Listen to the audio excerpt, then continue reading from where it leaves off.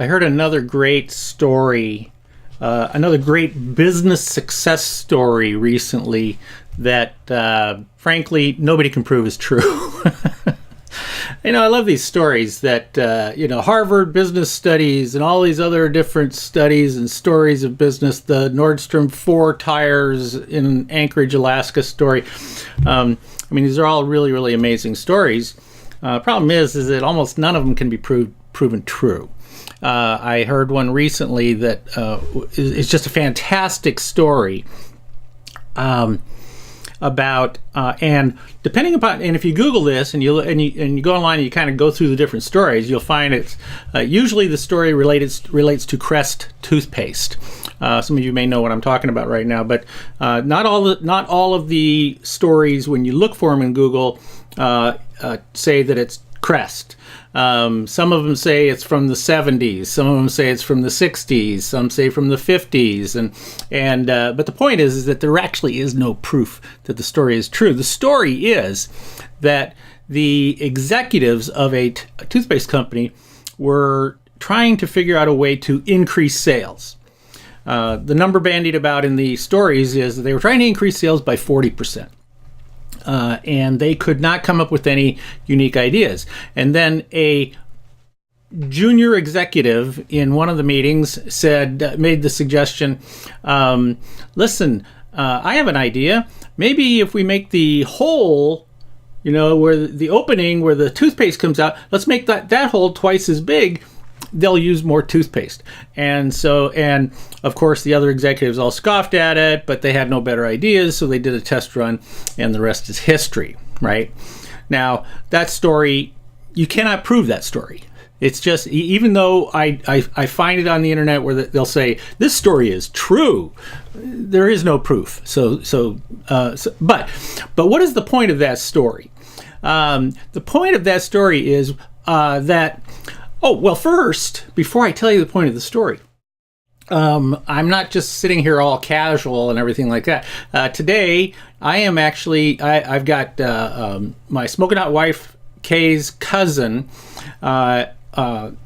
is in town visiting, and we are going to the Seattle Seawolves rugby game tonight. So I've got my Seattle Seawolves rugby shirt all ready to go so that I can go see them. If you're not familiar with rugby, watch this. They've been a strength of Houston. We'll see if they can steal one here. I know. You see our officials and players alike battling that sun here in the Lone Star State. This is an opportunistic opening kick time in Texas with that sun still out. We mentioned they have got to be feeling that moisture rising from the ground after it had been saturated earlier today. Driving ball intact for Seattle. You heard what Austin said about this pitch being laid. The sod recently set down, and we'll see if that is going to be an issue. Already seeing clumps kicked up. And quickly sending it out, Phil Mack. And Derek Summers will blow his whistle. Seattle looking for the quick strike, and the Seawolves are on the board. Now, if you are familiar with rugby, then you understood what was going on in there. I don't really understand the game myself. I've been studying a little bit, been watching some of the games on TV, but nonetheless, I'm really excited. Looking forward to go out there. Did you notice that number 8? And he's on the Seattle Seawolves team. That number 8 in that scrum. I don't know if it's a scrum or whatever they called it, where just a mass of bodies, and he's kind of standing up. If you see it, look at him. You see he's just kind of going along for the ride there, and I thought that was pretty funny. So anyway, we were looking forward to the big game tonight between the Seattle Seawolves and the New Orleans somebody or other. I don't remember what they're called. So anyway, so what is the point of the story? The point of the story of the Crest, of the tube of toothpaste, opening it up, is that even if the story is not true, it doesn't matter.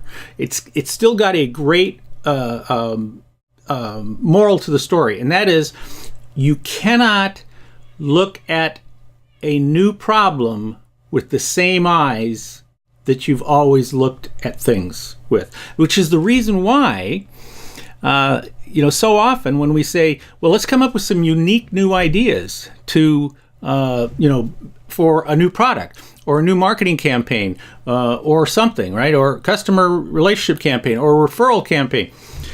We don't come up with new ideas because we are always looking at it through the same eyes. And that's why I'm a huge proponent of what I call stealing genius, which is part of my book, Uncopyable: How to Create an Unfair Advantage Over Your Competition. It's one of my 3 uncopyable strategies is innovate. In order to innovate, you have to be able to steal genius, which means that you have to be able to step outside of your world and you have to be able to create an awareness of being able to see things that other people don't see. It's not as easy as it sounds.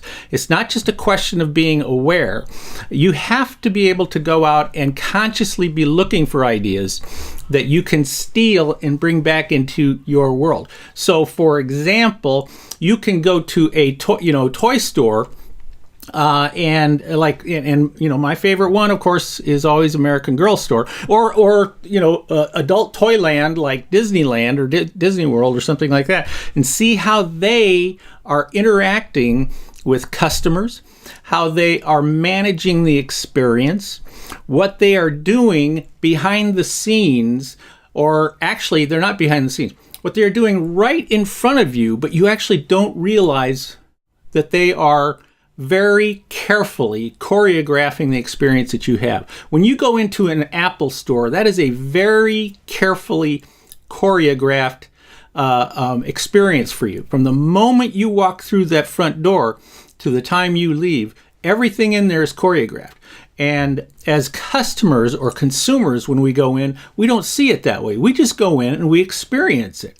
But if we want to take a look at if we just want to take a look at a situation, at a project, or something that we want to make different, better, innovative, uniquely superior than the competition, we cannot look at it with the same eyes that we had before we started looking at it. We have to get out. We have to create a breadth of knowledge, a breadth of experience by broadening our awareness. Now, if you really want to learn more about that and don't understand what I'm talking about, then go get my book. Go read my book. And of course, you can always pick up the phone and call us, because I can sure come and help you. That's what we do. In fact, this week I'm heading off to Pittsburgh to work with a client, and we're going to go out and spend an entire day stealing genius and learning how to look at tubes of toothpaste and figure out how to double their sales. This is Steve Miller, better known as Kelly's dad and marketing gunslinger. Thanks again for watching me this week. I'll be back again next week, with another episode of Uncopyable Business. And until then, go Seawolves. Be uncopyable. See ya.